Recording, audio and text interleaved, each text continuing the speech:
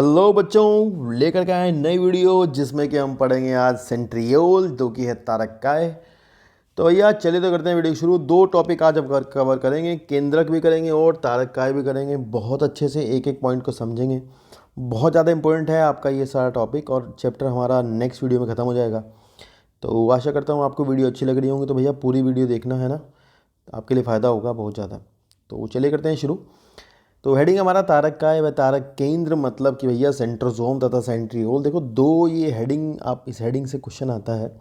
आप ध्यान रखना, जो तारककाय है, जो सेंट्रोसोम है, बॉडी एक्चुअली। सेंट्रोसोम मतलब centre of the cell, cell का मतलब कोशिका का सेंटर, और काय उसमें कोई बॉडी है, वो उसकी बात हो रही है। और तारक केंद्र मतलब सेंट्रियोल, तो मतलब सेंट्रोसोम के अंदर आपके सेंट्रियोल होते हैं। सेंट्रोसोम के अंदर आपके सेंट्रियोल पाए जाते हैं, ये बात आप ध्यान रखेंगे, ठीक है ना। दो सेंट्रियोल एक सेंट्रोसोम में होते हैं। सेंट्रोसोम एक ऐसा अंग है कोशिका का जिसमें कि कोई भी कला नहीं होती, मतलब ये कला से घिरा हुआ नहीं होता है। ये आप बात ध्यान रखोगे, ये बहुत इंपॉर्टेंट सवाल है कि कला से घिरा होता है नहीं घिरा होता है। तो कलाओं से घिरा हुआ अंग नहीं होता है यह, ठीक है ना। अब हम पढ़ते हैं यहाँ का लिखा है। यहाँ लिखा है कि तारककाय वह अंगक है, मतलब तारककाय मतलब कि सेंट्रोसोम जो दो बेलनाकार। तो भैया ध्यान रखना, ये दो वर्ड जो है ये इंपॉर्टेंट है, आपको पेपर में आएगा। दो सेंट्रियोल आपके होते हैं एक तारककाय के अंदर। दो बेलनाकार संरचना से मिलकर बना होता है जिसे तारक केंद्र कहते हैं। यह अक्रिस्टलीय परिकेंद्रीय द्रव्य से घिरा रहता है। तो ये थोड़ा ध्यान रखना, इसके चारों तरफ का एक द्रव्य होता है। आपको एक बात बता दूं, जहाँ पर इसके चारों तरफ का द्रव्य होता है वहाँ कोई दूसरा कोशिकांग नहीं पाया जाता। इसके चारों तरफ पाए जाने वाले जो द्रव्य होता है उसमें दूसरा कोई कोशिकांग नहीं मिलता है, ये बात आप ध्यान रखेंगे, ठीक है ना। दोनों तरफ, दोनों तारक केंद्र तारककाय में एक दूसरे के लंबवत होते हैं, ये सवाल है, आपको ध्यान रखना है। अगर मैं यहाँ पर एक छोटा सा आपको ड्रॉ करके दिखाऊं कि भाई मान लो ये हमारा तारक केंद्र है, तो इसके अंदर आपके दो तारक, सॉरी ये तारककाय है और ये हमारे दो सेंट्रियोल हैं, दो तारक केंद्र हैं। ये आपके एक दूसरे से लंबवत इस तरह से 90 डिग्री के एंगल पर होते हैं। और ये चारों तरफ का जो इसके एक द्रव्य भरा होता है यहाँ पर, और इसकी कोई कला नहीं होती, ये मैंने ऐसे ही बना दी है, मेम्ब्रेन इसकी नहीं पाई जाती। इसको हम कहते हैं तारककाय, ठीक है। और ये एरिया जिसमें कोई दूसरी कोशिकांग नहीं मिलते, इसे इंग्लिश में कहा जाता है zone of exclusion. Zone of exclusion मतलब कोई दूसरा कोशिकांग यहाँ पर नहीं पाया जाएगा, ये बात आप ध्यान रखोगे। तो एक बार फिर से पढ़ते हैं। यहाँ लिखा है जिसमें प्रत्येक संरचना बैलगाड़ी के पहिए जैसी होती है। सवाल आपके पेपर में आता है भैया कौन सी संरचना इसमें से बैलगाड़ी के पहिए जैसी होती है। तो एक बार इसका डायग्राम भी देख लो, समझ लो, ताकि आपको चीज़ें समझ में आए। तो हमने पीछे पढ़ी थी फ्लैजिला, आपको याद होगा। फ्लैजिला मतलब जो कि आपकी कशाभिका थी, वो हमने पढ़ी थी। वहाँ हमने देखा था कि आपका जो चारों तरफ फ्लैजिला में चारों तरफ आपको डबलेट्स मिले थे, मतलब द्विक संरचनाएं थी। ये जो आपको दिख रहे हैं ना, ये यहाँ पर इस तरह से ग्लोबुलर 13 ग्लोबुलर सब यूनिट दिखा ना, लिखा हुआ, तो ये 13 एक फाइबर की हैं। माइक्रोट्यूब्यूल के बने हुए फाइबर्स होते हैं जो कि 3-3-3-3-3-3 होते हैं। माइक्रोट्यूब्यूल के बने हुए फाइबर होते हैं जो कि 3-3 होते हैं, जिनमें अगर आप अंदर और जाओगे तो ये ए है, ये बी है, ये सी है, इस तरह से जुड़े होते हैं, ABC, ठीक है ना बात। और 9 होते हैं गिनती में, 1 2 3 4 5 6 7 8 9, तो 9 त्रिक संरचनाएं जो कि माइक्रोट्यूब्यूल के बने हुए होते हैं, ट्रिपलेट। जैसे फ्लैजिला में तो हमने देखा था 2-2-2-2 थे, और यहाँ होते हैं 3-3-3-3, ABC ABC ABC ABC इस तरह से, और आपस में भी जुड़े हुए पाए जाते हैं। उसी तरह से यहाँ भी फ्लैजिला की तरह आपको रेडियल स्पोक्स मिलेंगे। ये जो स्पोक्स हैं ये मिलेंगे जो कि प्रोटीनों के बने हुए होते हैं। वहाँ भी 9 थे, यहाँ भी 9 होंगे। बस आप ध्यान कर रखोगे फ्लैजिला में सेंटर पे भी कुछ था, फ्लैजिला के अंदर सेंटर पे कुछ था, परंतु यहाँ ध्यान रखना, यहाँ सेंटर पे केवल प्रोटीनियस संरचना, प्रोटीनों की बनी हुई संरचना जिसे हब कहा जाता है, वो पाई जाती है। सेंटर पे माइक्रोट्यूब्यूल नहीं होते, आप ध्यान रखना, सेंटर पे माइक्रोट्यूब्यूल ट्यूबुलिन प्रोटीन के नहीं पाए जाते, सेंटर पे हब होता है। और ये एक आपकी बैलगाड़ी के पहिए जैसी संरचना होती है आपकी, किसकी, तारक केंद्र की, सेंट्रियोल की। और यही सेंट्रियोल आपके फ्लैजिला की आधार काय बनाने में मदद करते हैं। यही सेंट्रियोल आपकी फ्लैजिला की आधार काय बनाने में मदद करते हैं, ये बात आप ध्यान रखोगे। और किनारे पर हैं आपके ABC, इस तरह से ट्रिपलेट होते हैं। एक आपका माइक्रोट्यूब्यूल का फाइबर 13 छोटे छोटे प्रोटोफिलामेंट से बना होता है। 13 छोटे छोटे प्रोटोफिलामेंट का बना हुआ होता है। ये सवाल आप ध्यान रखोगे। 13 प्रोटोफिलामेंट्स आर प्रेजेंट देयर, ठीक है ना। तो आपसे यही पूछते हैं बस, डायरेक्ट और कुछ नहीं पूछते हैं। बस ध्यान रखना सेंट्रियोल में आपका 9+0 अरेंजमेंट होता है, क्योंकि भाई किनारे पर 9 है, बस सेंटर पे कुछ नहीं है, तो इसलिए 9+0 है। फ्लैजिला में जाओगे तो वहाँ आपका 9+2 अरेंजमेंट होता है माइक्रोट्यूब्यूल का। एक बार पढ़ लेते हैं यहाँ क्या लिखा है।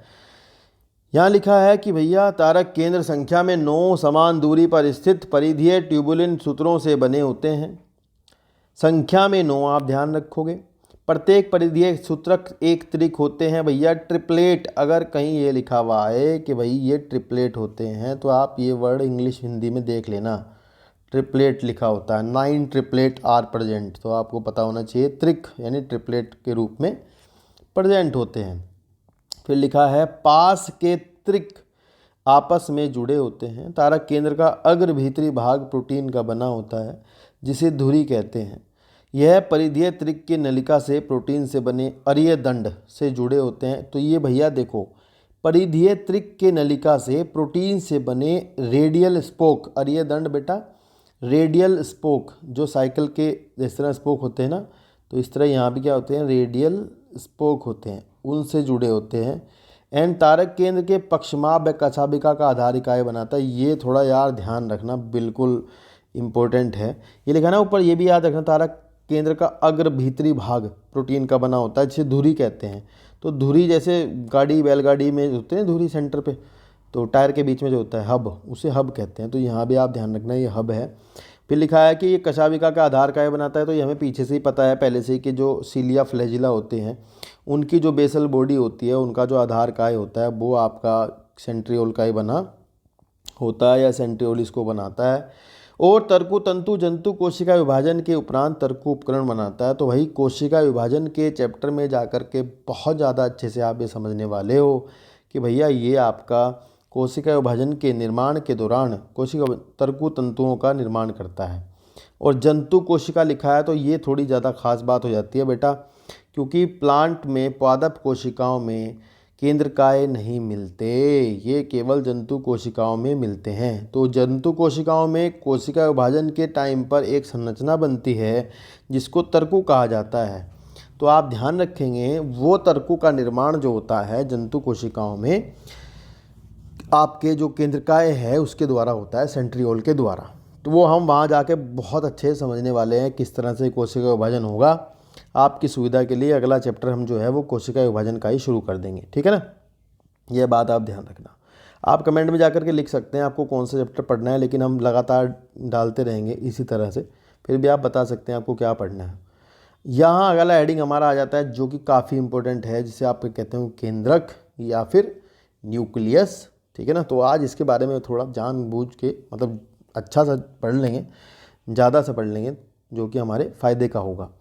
देखिए यहाँ लिखा है न्यूक्लियस। तो भैया जैसे कि आपको पता है चैप्टर की शुरुआत में एक जगह बताया गया था कि भाई रॉबर्ट ब्राउन जो थे उन्होंने आपका केंद्रक की खोज की थी। तो सवाल ये ध्यान रखना कि रॉबर्ट ब्राउन ने केंद्रक की खोज 1831 में कहाँ की थी।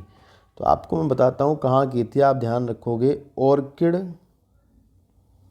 ऑर्किड का जो पौधा होता है ऑर्किड रूट सेल्स में की थी, ऑर्किड की रूट सेल में की थी। इसे आप नोट कर लेना यहाँ पर, ये इंपॉर्टेंट बात है, ठीक है ना। ऑर्किड के पौधे की जड़ों में की थी, जड़ की कोशिका में, ठीक है, ये बात ध्यान रखना। बाद में एक साइंटिस्ट थे फ्लेमिंग उनका नाम था, उन्होंने केंद्रक में मिलने वाले क्षारीय रंग से रंजित होने वाले पदार्थ, देखिए ऐसा है डीएनए आपका क्योंकि न्यूक्लिक एसिड होता है, तो न्यूक्लिक एसिड को रंगने के लिए जो पदार्थ की आवश्यकता होती है वह क्षारीय पदार्थ ही होगा। ये बात आप ध्यान रखोगे, जो पदार्थ की आवश्यकता होती है वो आपका अक्षारीय पदार्थ ही होता है, ठीक है जी बात, ये इंपॉर्टेंट बात है, इसको ध्यान रखना। अक्षारीय से रंगने जाना, मतलब अक्षारीय रंग से रंगे जाने वाले पदार्थ को उन्होंने क्रोमेटिन कहा। तो आपसे ये पूछते हैं कि भैया किसने डीएनए वाले पदार्थ को या केंद्रक के अंदर पाए जाने वाले पदार्थ को क्रोमेटिन कहा, तो आपका उत्तर होता है फ्लेमिंग नाम के वैज्ञानिक ने उसको क्या कहा, क्रोमोटिन कहा। तो ये थोड़ा इंपॉर्टेंट है भाई, ये ध्यान रखना, सवाल ऐसे पूछते हैं। नीट आपका एनसीईआरटी से आता है बेटा, ये बात आपको बताएगा नहीं कोई, क्योंकि आप हिंदी मीडियम के हो। नीट बोर्ड कुछ भी हो जाए सब यहीं से आएगा, अंदर से पूछते हैं ऐसे, ठीक है ना। तो ये थोड़ा सा टिपिकल हो जाता है, ध्यान रखना। अब हम आपको एक सवाल बताएंगे, वो जो थोड़ा सा इम्पोर्टेंट सवाल होता है वो ये है भाई बच्चों कि ना एक वैज्ञानिक थे, उनका नाम था हैमरलिंग। ये नोट कर लेना आप अपनी एनसीईआरटी पे ही ना। हैमरलिंग ने ये सवाल आएगा सीधा सीधा, हैमरलिंग ने एक कोशिकीय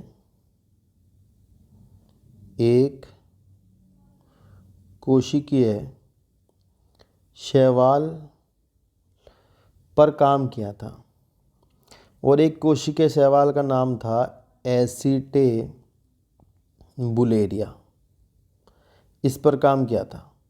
इस पर काम करके हैमरलिंग ने ये बताया था कि भाई देखो ऐसा है, ये है वो ऐसा सा होता है एक कोशिकीय शैवाल, वो आपका मान लो इस तरह से।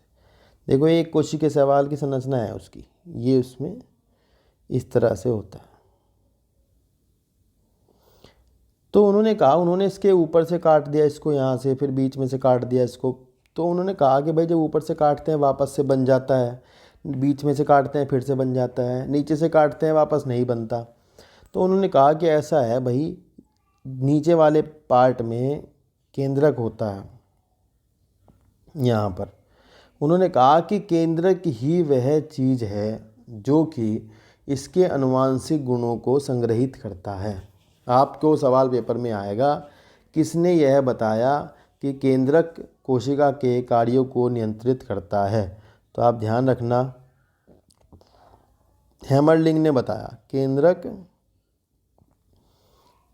कोशिका के कार्यों को नियंत्रित करता है। ये सवाल आपके पेपर में पूछा जाएगा, थोड़ा ध्यान रखना, ये याद कर लेना, ठीक है ना। चलिए आगे चलते हैं। आगे हम पहले न्यूक्लियस जो केंद्रक है आपका, इसके डायग्राम पर थोड़ी बात करेंगे, फिर उसके बाद हम आगे बात करेंगे।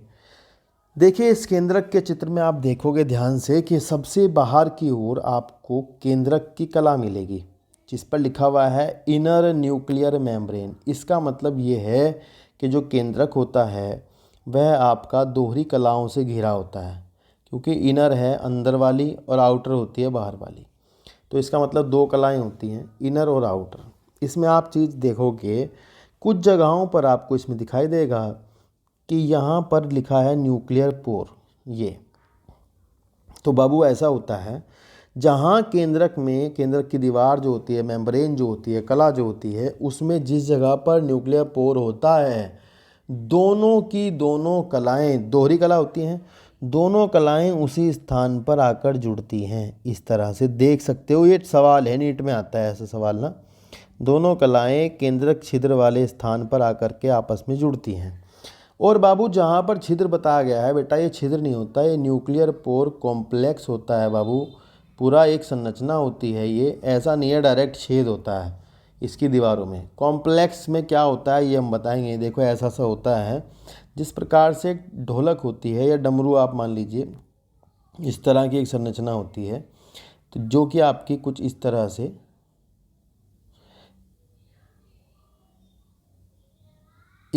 होती है, ठीक है। और इसके अंदर बेटा बीच में एक प्रोटीन की रोड होती है, और इसमें पूरे रिंग में जो ये स्ट्रक्चर है, ये संरचना है, ये आपकी यहाँ पर लगी होती है पोर पे। इसमें बेटा बहुत तरह की प्रोटीनें पाई जाती हैं जो कि इस तरह से इस रिंग को घेर के रखती हैं। तो ये पूरा खाली छेद नहीं होता, बल्कि एक न्यूक्लियर पोर कॉम्प्लेक्स होता है, ढोलक नुमा, ठीक है ना। इसका व्यास भी लगभग 120 नैनोमीटर का व्यास होता है। इस तरह की एक संरचना पाई जाती है जो कि कलाओं में आर पार होती है, और इसी के बीच से निकल करके चीज़ें केंद्रक के अंदर जाती हैं या केंद्रक के बाहर निकल कर आती हैं। आप ये ध्यान रखना। इसमें बेटा अगर सवाल आया तो आप बताओगे कि इसमें 8+1 इस तरह से प्रोटीन लगी होती हैं। 8 इसमें परिधीय प्रोटीन है, मतलब 8 तो इसकी दीवारों पर लगी होती हैं और 1 होती है मध्य में। तो आप ध्यान रखना, कुछ प्रोटीनें परिधीय होती हैं 8 और आपकी एक मध्य में पाए जाने वाली प्रोटीन होती है। तो आपसे पूछते हैं कि न्यूक्लियर पोर कॉम्प्लेक्स या केंद्रकीय छिद्र सम्मिश्र, हिंदी में से कहते हैं केंद्रकीय छिद्र सम्मिश्र, तो ये भैया कितनी प्रोटीनों का बना होता है? तो आप बताओगे कि इसके चारों ओर 8 तहों वाली उप इकाइयाँ सब यूनिट यानी प्रोटीनें लगी होती हैं। 8 आप गिनती में ध्यान रखोगे, ये सवाल आपसे ज़रूर पूछा जाता है। फिर हम चलते हैं थोड़ा सा और इधर। इसके अंदर आपका जो केंद्रक होता है, केंद्रक के अंदर भरा होता है भैया केंद्रक द्रव्य, ये जिसको अपन बोलते हैं न्यूक्लियोप्लाज्म। तो भैया केंद्रक द्रव्य के अंदर आपको सब सामान मिलेगा, मतलब कि आपके बहुत सारे एंजाइम होते हैं जो कि आपके डीएनए के जो कॉपी हो रेप्लिकेशन है या फिर डीएनए से आरएनए बनने वाली जो स्ट्रक्चर जो एंजाइम होते हैं वो पाए जाते हैं इसके अंदर, न्यूक्लियोप्लाज्म के अंदर, ठीक है ना। और क्रोमेटिन धागे, क्रोमेटिन पदार्थ, केंद्रिका और बहुत सारी चीज़ें मिलते हैं। और ध्यान रखना, राइबोसोम का निर्माण भी आपका इसके अंदर ही होता है। आप ये सवाल ध्यान रखना, केंद्रक द्रव्य में राइबोसोम का निर्माण भी होता है, क्योंकि राइबोसोम बनाने के लिए जो आरएनए होता है वो केंद्रिका द्वारा बनाया जाता है। न्यूक्लियोलस जो होती है केंद्रिका, उसके बारे में भी बात करेंगे, वो आपकी आरएनए बनाती है। तो वो अंदर ही आरएनए बनाएगी, राइबोसोमल आरएनए अंदर बनाएगी। तो राइबोसोम की जो इकाइयाँ होती हैं ना, पीछे हम पढ़ के आए हैं, उनका निर्माण अंदर की तरफ ही होता है, फिर वो अंदर से निकल करके बाहर आती हैं। ये आप बात ध्यान रखोगे। फिर यहाँ लिखा हुआ है भैया इंपॉर्टेंट सी चीज़, जो कि क्रोमेटिन नेट, मतलब कि क्रोमेटिन धागे, क्रोमेटिन जाल। क्रोमेटिन आपका डीएनए, आरएनए और प्रोटीनों का बना हुआ जाल के समान की संरचना होती है, जिसमें कि आपके डीएनए मुख्य पार्ट है, बाकी आरएनए भी होता है और प्रोटीनें भी बहुत तरह की मिलती हैं। कुछ विशेष प्रोटीनें जो कि डीएनए से बंधी रहती हैं, कुछ दूसरी तरह की प्रोटीनें जो कि उसको सपोर्ट करने के लिए होती हैं, ठीक है ना। बाहर की तरफ हम देख सकते हैं, इस पर राइबोसोम लगे हुए दिखाई देंगे। ये सवाल one of the most important question है, क्या राइबोसोम केंद्रक की दीवारों पर भी लगे रहते हैं? तो आपका उत्तर होगा जी, राइबोसोम केंद्रक की दीवारों पर भी लगे हुए पाए जाते हैं। ये बात आप ध्यान रखोगे, राइबोसोम केंद्रक की दीवारों पर भी लगे हुए पाए जाएंगे, भले ही वो आपके एंडोप्लाज्मिक रेटिकुलम के ऊपर हों, लेकिन यहाँ भी मिलते हैं। तो ये इसके बाहर आपको एंडोप्लाज्मिक रेटिकुलम लगी हुई मिलती है। इस एंडोप्लाज्मिक रेटिकुलम जो आप देख रहे हो उसके ऊपर बहुत सारे राइबोसोम लगे होते हैं, वो हम पीछे पढ़ के आए हैं, ठीक है ना बात। तो ये आपका केंद्रक है। इसमें एक चीज़ है केंद्रिका। भैया केंद्रिका के बारे में अलग से मैं अभी बात करने वाला हूँ कि केंद्रिका होती क्या है, एक्चुअली कैसे बनी होती है। अगर मैं केंद्रिका बाहर बनाऊँ तो भैया कुछ इस तरह की होगी। देखो, ये केंद्रिका एक ऐसा अंग है जो कि आपका मेम्ब्रेन से घिरा हुआ नहीं होता। केंद्रिका की भी कोई कला नहीं होती। केंद्रिका भी डीएनए और क्रोमेटिन धागों की बनी हुई संरचना पाई जाती है। इसके अंदर आपको कुछ छोटे छोटे इस तरह से ग्रेन्यूल्स, मतलब कण जैसे कुछ दिखाई देंगे। अगर आप इसके अंदर देखोगे, इसके अंदर आपको कुछ धागे धागे जैसी संरचनाएं भी दिखाई देंगी, जो कि कुछ इस तरह की दिखाई देती हैं, ठीक है ना। और ये इसके चारों तरफ जो मैंने बनाया, जो आपको लग रहा होगा कि ये तो कोई मेम्ब्रेन है, जबकि ये मेम्ब्रेन नहीं है, ये आपका क्रोमेटिन है। क्रोमेटिन मतलब वही डीएनए, प्रोटीन और आरएनए, मतलब इसके अंदर भी एक विशेष प्रकार का डीएनए पाया जाता है, ठीक है। इसके अंदर भरा हुआ एक द्रव्य जैसा होता है, उसको वही कहते हैं मैट्रिक्स, ठीक है ना। इसके अंदर कुछ कण जैसे मिलते हैं, जो कण दानेदार पार्ट है बेटा, उसको हम कहते होते हैं ग्रेन्युलोसा। पार्स, गलत लिख दिया यार, पार्स ग्रेन्युलोसा। ग्रेन्यूल मतलब कण या कणिका में पदार्थ, दानेदार भाग, ठीक है। आप हिंदी में जो बोलता हूँ वो आप नोट कर लीजिए, दानेदार भाग होगा। इसके अंदर पूरा जो द्रव्य भरा रहता है उसको कहते हैं अमोर्फस मैट्रिक्स। अमोर्फस मैट्रिक्स, ठीक है ना। इसमें इस अमोर्फस मैट्रिक्स के अंदर आपको प्रोटीन भी मिलेंगी, आपको इसके अंदर दूसरी चीज़ें भी मिलेंगी, प्रोटीन मिलेगी, कुछ दानेदार आरएनए टाइप के भी मिलेंगे, ये ध्यान रखना। ठीक है, तो यहाँ आपको पार्ट्स जो ग्रेनुलोसा है इसके अंदर ऐसा बताते हैं कि ये आपका आरएनए का और प्रोटीनों का बना होता है। देखो यार ऐसा है, क्योंकि जो इसका क्रोमेटिन वाला पार्ट होता है ना, इस क्रोमेटिन में जो डीएनए होता है वो डीएनए आपका, इसमें जो डीएनए पाया जाएगा वो डीएनए आपका आरएनए बनाता है। ठीक है, डीएनए से अनुलेखन के द्वारा राइबोसोमल आरएनए बनते हैं। कौन से डीएनए से? जो आपका केंद्रिका वाला डीएनए होता है ना, न्यूक्लियोलस वाला जो डीएनए होता है ना, उससे आपके क्या बनते हैं? आपका आरएनए बनते हैं, और वही आरएनए आपके फिर राइबोसोम बनाने में मदद करते हैं। तो ये थोड़ा ध्यान रखना। इसके अंदर आपको तंतु जैसा धागे धागे जैसा वाला पार्ट होगा, जो ये धागे वाला पार्ट है, इस धागे वाले पार्ट को आपको क्या कहते हैं? फाइबर कहते हैं। ठीक है, या फिर पार्स फाइब्रोसा कहते हैं। तो ये भी बताते हैं कि फाइबर जो होते हैं ये राइबो न्यूक्लियो प्रोटीन के बने होते हैं, वही मतलब आरएनए और प्रोटीन। ठीक है ना, तो ये होती है आपकी केंद्रिका। हमारे अंदर कुछ गुणसूत्र जो होते हैं, कुछ गुणसूत्रों का काम यह होता है कि वो गुणसूत्र आपके केंद्रिका को बनवाने में मदद करते होते हैं। ठीक है, तो हम उस पर बाद में बात करेंगे, कौन से गुणसूत्र जो होते हैं वो आपके केंद्रिका बनवाने में काम करते हैं। अलग अलग जंतुओं में अलग अलग गुणसूत्र होते हैं। हमारे अंदर शायद से 13, 14, 15, 20, 21 हैं, या फिर 13, 14, 15, 21, 22 हैं। ये वाले क्रोमोसोम जो है, ये वाले गुणसूत्र जो है हमारे क्या बनवाते हैं? केंद्रिका को ऑर्गेनाइज करवाने में मदद करते होते हैं। ठीक है, ये थोड़ा इंपॉर्टेंट बात है, इसको आप ध्यान रखना।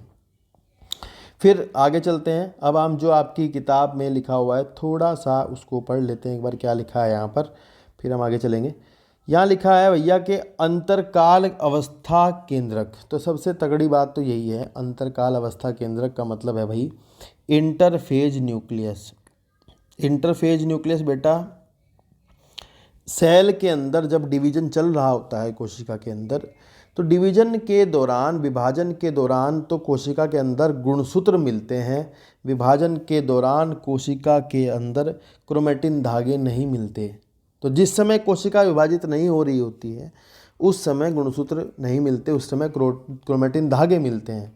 तो ये जो बात यहाँ लिखी गई है ये आपकी सारी उस समय की लिखी गई हैं जब आपकी कोशिका विभाजित नहीं हो रही होती। तो उस समय का जो केंद्रक होता है बाबू वो कहलाता है अंतरकाल अवस्था केंद्रक, यानी इंटरफेज न्यूक्लियस। थोड़ा सा इंपॉर्टेंट है, आप इस बात को ध्यान रखोगे। ठीक है जी, चलिए आगे चलते हैं। यहाँ लिखा है कि अत्यधिक फैली हुई विस्तृत केंद्रकीय प्रोटीन तंतु की बनी होती है जिसे क्रोमेटिन कहते हैं। ध्यान से देखना, अंतरकाल अवस्था केंद्रक जो होता है वो लूज ढीले ढाले क्रोमेटिन पदार्थों की बनी होती है, उन्हें क्रोमेटिन कहते हैं। केंद्रक आधारत्री मतलब केंद्रक के अंदर जो मैट्रिक्स भरा होता है में एक या अधिक गोलाकार संरचनाएं मिलती हैं जिसे केंद्रिका कहते हैं। ये ध्यान रखना, केंद्रिका एक या अधिक, ये नीट में आता है। क्या केंद्रक में एक से अधिक केंद्रिका होती है? जी बिल्कुल, कहीं कहीं तो हजारों भी होती हैं। थोड़ा ध्यान रखना आप, बस ये सवाल है, एक से अधिक होती हैं? जी हाँ होती हैं। आपको ये स्टेटमेंट जो है नीट में सही करके आना है, एक से अधिक पाई जाती हैं। ध्यान रखना, जितने ज़्यादा अगुणित गुणसूत्रों के सेट होते हैं उतनी ही केंद्रिका होती हैं। अगर किसी ने कहा कि उसके अंदर अगुणित गुणसूत्रों के सेट जो है 5 सेट हैं, मतलब वो 5n है, तो आप बता देना कि 5 केंद्रिका हैं। ठीक है, ऐसा सवाल आए तो कर देना। फिर लिखा है इलेक्ट्रॉन सूक्ष्मदर्शी अध्ययन से पता लगा है कि केंद्रक आवरण 2 झिल्लियों का बना होता है जिनके बीच में 10 से 50 नैनोमीटर का रिक्त स्थान होता है। ये सवाल ध्यान रखा जाएगा, कितना स्थान होता है दोनों झिल्लियों के बीच? 10 से 50 नैनोमीटर, जिसे परिकेंद्रीय अवकाश कहते हैं, पेरी न्यूक्लियर स्पेस। यह आवरण केंद्रक में मिलने वाले द्रव्य व कोशिका द्रव्य के बीच अवरोध का काम करता है। बाह्य झिल्ली सामान्यतः अंतर्द्रव्य जालिका से एंडोप्लाज्मिक रेटिकुलम से जुड़ी रहती है तथा इस पर राइबोसोम भी जुड़े रहते हैं। तो निश्चित स्थानों पर केंद्रक आवरण छिद्र बनने के कारण विच्छिन्न हो जाता है। यह छिद्र केंद्रक आवरण की दोनों झिल्लियों के संलग्न से बनता है। तो ये स्टेटमेंट है भैया, इसको ध्यान रखना। दोनों झिल्लियाँ जुड़ती हैं तो आपका जहाँ पर जुड़ती हैं वहाँ पर छिद्र बनता है। इन छिद्रों से होकर आरएनए में प्रोटीन अणु केंद्रक में कोशिका द्रव्य से केंद्रक की ओर जाते रहते हैं। देखो हमने आपको बताया था कि केंद्रक के अंदर से आरएनए को बन के राइबोसोम के पास आना पड़ेगा। राइबोसोम बाहर लगे होते हैं, राइबोसोम अंदर बनते हैं, बाहर आके क्रियात्मक होते हैं। ध्यान रखना यार, राइबोसोम बनेंगे अंदर और क्रियात्मक होंगे बाहर आकर के। ये थोड़ी इंपॉर्टेंट बात है, आप इसको परेशान ना होना कि क्या कह रहे हैं, ठीक है ना। तो अंदर ऐसा होता है, कुछ प्रोटीनों को अंदर जाना पड़ता है बाहर से, कुछ आरएनए को अंदर से बाहर आना पड़ता है। तो इस ट्रांसपोर्ट के लिए आपके क्या पाया जाता है, केंद्रक छिद्र मिलते हैं, केंद्रक की जो दीवार है उसमें। और ये ट्रांसपोर्ट आपका बिना ऊर्जा के होता है भैया, पैसिव ट्रांसपोर्ट है ये, इसमें ऊर्जा का नहीं लगती, इस बात को आप ध्यान रखना। तो लिखा है इन छिद्रों से होकर आरएनए प्रोटीन अणु केंद्रक में कोशिका द्रव्य से केंद्रक दोनों तरफ जाते रहते हैं। साधारणतया एक कोशिका में एक ही केंद्रक मिलता है, लेकिन कुछ जगह पर ऐसा देखा गया है जहां इनकी संख्या ऊपर नीचे हो जाती है। तो भैया एक एग्जाम्पल मैं आपको अभी लिख के बताऊंगा कहाँ पर मिलते हैं ज़्यादा। क्या आप कुछ जीवों का नाम बता सकते हैं? बताएंगे हम नाम अभी आपको। लिखा है जैसे स्तनधारी जीवों की रक्ताणु व संवहनी पौधों में चालनी नलिका कोशिका। ये आपके 2 सवाल याद रखने हैं। जो आपका आरबीसी होती है, रेड ब्लड सेल होती है वो, और आपके सीव ट्यूब, फ्लोएम के अंदर जो आपकी सीव ट्यूब होती है, फ्लोएम आप पढ़ोगे तो आपको पता लगेगा, फ्लोएम 4 प्रकार के सेल से मिलकर बनती है, जिनमें से एक सीव ट्यूब होती है, चालनी नलिका। ठीक है जी, चालनी नलिका में केंद्रक नहीं मिलता, पर ये जीवित होती है, इस बात का आप ध्यान रखना। आपका जो आरबीसी है वो भी जीवित होती है, क्योंकि उसके अंदर भी आपका अनाक्षी श्वसन चलता रहता है, आप उसे मृत नहीं कह सकते, ये बात आप ध्यान रखना। ठीक है जी, चलिए आगे देखते हैं। आगे लिखा है, सॉरी मैं आपको पहले वो बता देता हूँ यार, है ना, वो एग्जाम्पल बता देता हूँ। देखो ऐसा है, जो एस्केरिस है ना, एस्केरिस के बाहर की जो लेयर है वो आपकी बहुकेंद्र की होती है, एस्केरिस की। ये एग्जाम्पल आप याद रखना, एस्केरिस की बाह्य कला, जो बाहर एपिडर्मिस है उसकी, वो आपकी कैसी होती है, बहुकेंद्र की होती है, ये बात आप ध्यान रखोगे। एक आपका पैरामीशियम, पैरामीशियम में 2 केंद्रक होते हैं, एक सूक्ष्म और एक दीर्घ, ये सवाल आप ध्यान रखोगे। सूक्ष्म केंद्रक इसका जनन केंद्रक होता है, ये सवाल भी पूछा जाता है। पैरामीशियम का सूक्ष्म केंद्रक जनन केंद्रक होता है, बिल्कुल सही, ये ध्यान रखना। और राइजोपस में अगर आप जाओगे वहाँ भी आपको कई केंद्रक मिल जाएंगे। आप अपनी मसल्स देखोगे, जो आपकी वॉलंटरी मसल होती हैं, आपकी इच्छानुसार काम करती हैं, वो भी बहुकेंद्र की होती हैं, है ना, स्ट्राइटेड मसल्स उन्हें कहते हैं। तो ये सवाल ध्यान रखना आप, ठीक है ना। तो पूछ लेते हैं कई बार, एस्केरिस का सवाल पूछा गया 1-2 बार, फिर भी आप याद रखना, इतना तो आपको पता ही होना चाहिए। आगे लिखा है केंद्र की धात्री, केंद्रक का जो मैट्रिक्स है, केंद्रक का जो द्रव्य है, न्यूक्लियोप्लाज्म जिसे कहते हैं, में केंद्रिक मतलब केंद्रिका व क्रोमेटिन धागे मिलते हैं। गोलाकार केंद्रिक केंद्रक द्रव्य में, ये गोलाकार शब्द भी ध्यान रखना है, पूछते हैं, उसकी शेप पूछ लेंगे आपसे कभी, फिर कहो क्या पूछ लिया ये। गोलाकार केंद्रिक केंद्रक द्रव्य में पाया जाता है। केंद्रिका झिल्ली रहित वह संरचना है, बिल्कुल ध्यान रखना है, सवाल आएगा, पूछा जाएगा केंद्रिका की झिल्ली तो नहीं होती, तो आप बोलोगे ना जी ना, केंद्रिका की कोई झिल्ली नहीं होती। जिसका द्रव्य केंद्रक से सतत संपर्क में रहता है, मतलब उसका द्रव्य और केंद्रक द्रव्य एक ही होता है। यह है सक्रिय राइबोसोम आरएनए संश्लेषण हेतु होते हैं। भैया ध्यान रखना, मैंने बता दिया आपको, ये इंपॉर्टेंट लाइन है। जो आपकी केंद्रिका होती है उसके अंदर पाया जाने वाला डीएनए जो होता है वो आपका राइबोसोमल आरएनए बनाता है, राइबोसोम बनाने वाला आरएनए का निर्माण करता है। जो कोशिकाएं अत्यधिक सक्रिय रूप से प्रोटीन संश्लेषण करती हैं उनमें बड़े व अनेक केंद्रक मिलते हैं। तो भैया ये भी ध्यान रखना, तो जहाँ ज़्यादा प्रोटीन बनती है वहाँ ज़्यादा राइबोसोम चाहिए, और जहाँ ज़्यादा राइबोसोम होंगे वहाँ ज़्यादा न्यूक्लियस यानी केंद्रिका पाई जाएगी, ठीक है ना। तो ये यहाँ तक का जो पार्ट है भाई, ये आपका केंद्रक और केंद्रिका वाला पार्ट है। इसके बाद का जो पार्ट है वो आपका गुणसूत्र वाला पार्ट है, जो कि हम पढ़ेंगे नेक्स्ट वीडियो में, क्योंकि गुणसूत्र के बारे में 2-4 चीज़ें एक्स्ट्रा बतानी है तो वीडियो ज़्यादा बड़ी हो जाएगी। तो आज के लिए रहेगा हमारा यहीं तक, अगली वीडियो में आएगा गुणसूत्र, कल आ जाएगा, ज़्यादा टाइम नहीं लगेगा। तो यहाँ तक का आप पढ़िएगा, लगातार बने रहिएगा मेरे चैनल के साथ। भैया कर देना सपोर्ट चैनल को यार, और भाई को कर देना सपोर्ट यार, थोड़ी सी ना, सब्सक्राइब भी कर देना, हमें तो पता नहीं है, कहना नहीं आता है सब्सक्राइब कैसे करते हैं, तो आप एक बटन दबा दोगे तो शायद से नहीं जाएगा कुछ आपका, है ना। हमें थोड़ी हिम्मत आ जाएगी बस, और कुछ नहीं होगा।